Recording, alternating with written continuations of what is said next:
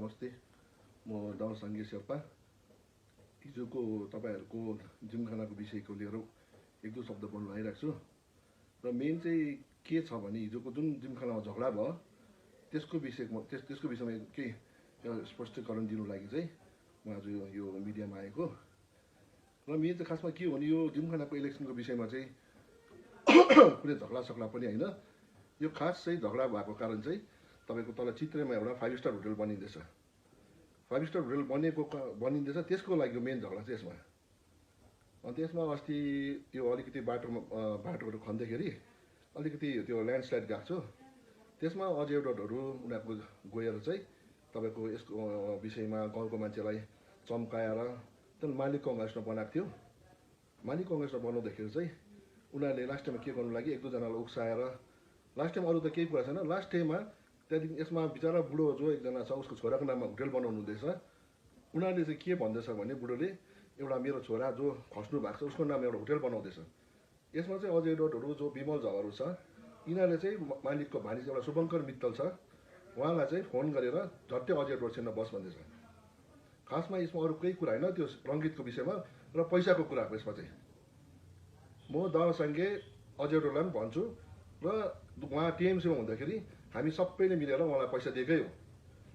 उहाँ छ होटल साङ्गे, हामी सबै मिलेर उहाँले पैसा 1-1 लाख रुपियाँ, अब अहिले त हामी घरिघरि दिनु पनि सक्दैनौँ उहाँलाई पैसा। किन बुढोले जो मालिक हुनुहुन्छ उहाँले के भन्नुभएको छ भने यो छोराको नाममा होटल बनाउँदैछु र म बिलोमा काम गर्दैछु, 20-25% बिलोमा काम गर्दैछु। काम गर्दाखेरि उसले भने पोलिटिकल यसमा कोही इन्भल्भ हुँदैन, मेरो आफ्नो प्राइभेट जमिन हो। यसमा उनीहरूले के भन्दैछ भने भोलि म कति दिन बाँच्छु, म दार्जिलिङ लाग्नु छोराको नाममा केही बनाएर जान्छु भन्दाखेरि चाहिँ हिजो अस्ति हप्ता 10 दिन अगाडि चाहिँ तपाईँले यो शुभङ्कर मित्तल भन्ने छ उहाँलाई यो विमल झवाले तपाईँको फोन गरेर झट्टै अजय रोड छिर्न बस्नु भन्दैछ। अन्त बुढोले मलाई मेसेज पठाउनु भएको थियो, मेरो बिहाफमा तपाईँ कोहीसँग नबस्नु र यसमा पोलिटिकलाइज कोही इन्भल्भै हुँदैन, किनभने म मेरो छोराको नाममा बनाएको यो मेरो आफ्नो जमिन हो। र उहाँको जो चित्रेहरू छ, चित्रेको मान्छे छ, उहाँहरूलाई पनि उनीहरूले अलरेडी क्लियरेन्स दिइसकेको छ कि म एउटा तपाईँलाई एनओसी दिन्छु भनेर। जिटिएमा पनि चिठी अहिलेभन्दा 15-20 दिन अगाडि दिइसकेको छ। र जति पनि पर्जापट्टा छ म जो छ म मोड्नु अगाडि म एउटा सबैलाई दिएर जान्छु भनेको छ। यहाँ सबभन्दा ठुलो कुरा चाहिँ के भएको छ भने पैसाको लागि खालि हो। र म अहिले अजयलाई त्यही भन्न चाहन्छु, उहाँ क्रिस्चियन मान्छे हो र बाइबलमा कसम खाएर भनोस् कि उसले पहिला यो इलेक्सन अगाडि मेरोबाट 1-1 लाख रुपियाँ लगेको होइन भनेर भन्नुहोस्। होटेल साङ्गेले पनि देख्छ, सुदेश हामी सबै कन्ट्र्याक्टरले मिलाएर त्यो एउटा र्यालीको, उहाँ चाहिँ त्यति बेला टिएमसीमा हुनुहुन्थ्यो। टिएमसी भन्दा चाहिँ हामीले यो पनि मलाई हिजो अस्ति पनि उहाँले थ्रु सन्दीप अरोडा पैसा माग्नु पठाएको थियो दार्जिलिङ इन्स्टिट्युटको लागि, त्यति बेला हामी दिनु सकेन उहाँलाई। र त्यही रिसको लागि झगडा अन्त बाहिर जिमखानामा यसको डिस्कस हुँदाखेरि चाहिँ ऊ विमल झगडा हामी त्यो हातापाई पनि भयो। र उनीहरूले एउटा हामीलाई एउटा माइनोरिटी हिसाबमा, एउटा ट्राइबलको हिसाबमा हामीलाई एउटा अलिकति उहाँले के गर्यो भने हामीलाई एउटा अब माइनोरिटी यो इलेक्सनमा हामी भर्खर जिमखानामा मेम्बर भएको, उहाँहरू 25 वर्ष 30 वर्षदेखि भएको भने त्यही एउटा डिस्कस हुँदाखेरि चाहिँ एउटा अलिकति हातापाई जस्तो झगडा भयो। र उहाँले फेरि के गर्नुभयो भने फोन गरेर केटाहरू बोलाउनु भयो। र फोन गरेर केटाहरू बोलाउँदाखेरि चाहिँ के भएको छ भने त्यहाँ सिसिटिभी फुटेजहरू सबै क्यामेरा छ, पुलिसले पनि त्यो चेक गर्नु सक्नुहुन्छ कि कसको हाम्रो हातमा हतियार थियो कि उनीहरूको हातमा हतियार थियो। उनीहरू हतियार बोकेर आएको थियो र आज दिन मेरो के भन्नु भगवान्को दयाले बाँच्नु पाएँ कि मलाई एउटा हतियार लागेन, नभए भोलि दिन त्यसमा ठुलो एक्सिडेन्ट हुन्थ्यो। र उहाँले अहिले पनि धम्की दिनुहुँदैछ कि यस्तो गरिदिन्छु के गरिदिन्छु भनेर। र म एउटा बिल्डर्स मान्छे, मैले दार्जिलिङमा एउटा दुईवटा बिल्डिङ अलिकति अग्लो बनाएको छु, यसमा म केही भन्नु छैन, यसमा बनाएको छु। र विमल झवाले पनि जोले इलिगल बिल्डिङ बनाएको छ उनीहरूले तोडोस्, म मेरो इलिगल पर्सन डल्लै तोडिदिन्छु, मलाई अरू केही छैन। र उहाँ जति पनि इलिगल काम गरेको छ जो छ बिल्डिङमा दार्जिलिङमा 70% भन्दा माथि इलिगल छ। र मेरो एउटा सानो गरेर म आफै एउटा दुःख गरेर कन्ट्र्याक्ट गरेर खाने मान्छे, उहाँको जस्तो बाउ आमाले छोडेको पैसा मेरोमा छैन, म दुःख गरेर खाने मान्छे हो। र उहाँलाई एउटै भन्नु चाहन्छु, पैसाको धम्की चाहिँ नदियोस् मलाई। उहाँले जुन बेल क्यान्सल गर्नु, उहाँ जज पनि होइन कोही पनि होइन। र उहाँ घरि इन्जिनियर, खासमा उहाँको चाहिँ के भएको भन्दाखेरि चाहिँ उहाँ चाहिँ बिचरा कम्ती पढेको छ, हामीसँगै स्कुल पढ्नु भएको, उहाँ क्लास 7-8 पढेकोले गर्दाखेरि चाहिँ उहाँ के भएको छ भने बिचरा लिटल नलेज इज डेन्जरस भन्छ नि, घरि बाटोमा इन्जिनियर चेक गर्नु जान्छ, घरि के बोल्नु जान्छ, घरि बिल्डिङको लागि घरि चियापत्ती बगानमा बोल्नु जान्छ। र एउटा उहाँलाई भन्नु चाहन्छु, धर्मै गर्छ भने चाहिँ मिडियामा नदेखाउनु। 2 केजी चामल देखाएर 2 केजी चामल नानीलाई मिठाई बाँडेर चाहिँ तपाईँले पोलिटिक्स नगर्नुहोस्। धर्मै गर्नुहुन्छ भने आज दिनमा गुम्बा मस्जिद चर्चमा मान्छेले करोडौँ रुपियाँ दिन्छ डोनेसन र कुनै दिन उहाँहरू मिडियामा आउँदैन पनि। कसले दियो कहाँ दियो कहिले चाल पनि। गुम्बातिर यत्रो लामाहरू बस्छ उनीहरूले खानु सानु उहाँले कति बाहिरबाट कति डोनेसन आउँछ तर कहिले पनि उहाँहरूले मिडियामा आएर मैले दिएँ भनेर कहिले पनि उहाँ खासमा एउटा पोलिटिकल एउटा नेता हुने इच्छा खालि हो त्यसको लागि गरेछ र हामीलाई उहाँले उयो नगरोस् पैसाको लागि एक्सटोर्सन नगरोस् हामी दिनेवाला पनि छैन र उहाँलाई हामी दिने र विमल झला पनि भन्दैछु हाम्रो काममा इन्भल्भ न। उसले आज दिनमा फोन गरेर त्यो शुभङ्कर मित्तल छ र म पुलिस एडमिनिस्ट्रेसनलाई भन्न चाहन्छु हाम्रो फोन उनीहरूको फोन कल डिटेल्स हेरोस्।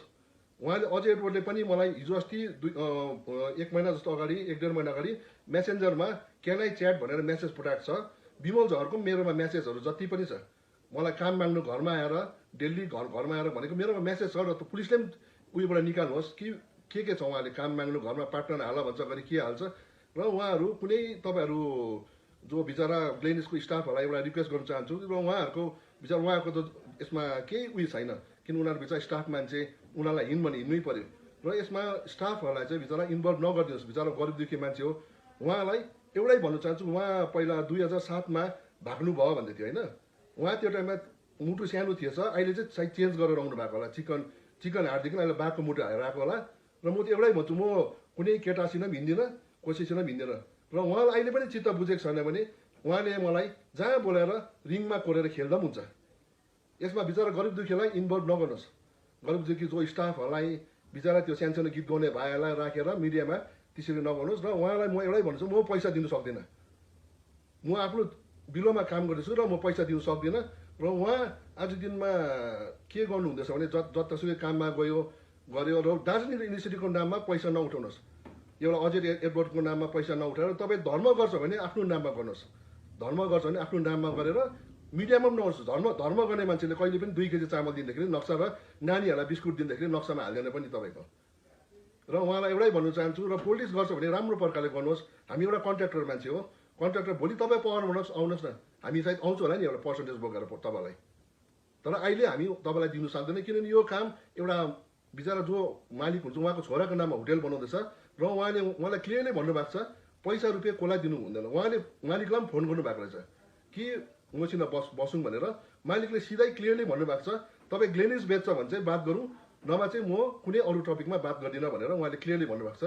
र यसमा तपाईँको जिमखानामा हिजो जे झमेला भयो त्यसमा म माफी चाहन्छु कि एउटा सानो झमेला भयो तर मलाई यसमा यो जिमखानाको विषयमा चाहिँ केही लिनु दिनु छैन। यो चाहिँ पोलिटिकल एउटा हाम्रो बिजनेसको उयसमा खालि हो र उहाँले पैसा माग्दाखेरि यसको झमेला भएको र पुलिसलाई म एउटै भन्न चाहन्छु तपाईँले एउटा शुभङ्कर मित्तल भन्ने हुनुहुन्छ उहाँको तपाईँले फोन चेक गर्नुहोस्। विमल झवाले फोन गरेर अजय एडवर्डसित झट्टै बस भन्दैछ र हिजो अस्ति म जिएनएलएफको तल लेबरसित पनि बसेँ एउटा जिएनएलएफको निमा भन्ने हुनुहुँदो रहेछ तल रङ्गितको उहाँसित पनि बस्यो उहाँले पनि हामीलाई क्लियरली भन्यो हाम्रो यसमा केही छैन हामीलाई खालि यति चाहिन्छ कि एउटा हामी जति यो तपाईँको दोकान थापेर गर्दैछ उहाँलाई चाहिँ एनओसी दियोस् मालिकलाई भनिदिनुहोस् त्यति भन्यो र मालिकले अहिले भन्दा महिना दिन अगाडि एउटा एनओसी दिन्छु भनेर जिटिएमा तपाईँको सबै एसपी डिएमलाई पनि चिठी दिइसक्नु भएको छ कि म सबैलाई एउटा एनओसी दिन्छु तर मालिकले चाहिँ एउटा भन्नुभयो म मालिक हो धम्की दिएर मागेँ भने चाहिँ म दिँदिनँ एउटा राम्रोसँग रिक्वेस्ट गरेँ म कति दिन बाँच्छु म सबैलाई दिएर जान्छु र छोराको नाममा एउटा होटेल राम्रो बनाउने इच्छा छ भनेर त्यति खाले र झगडाको अरू केही कारण छैन।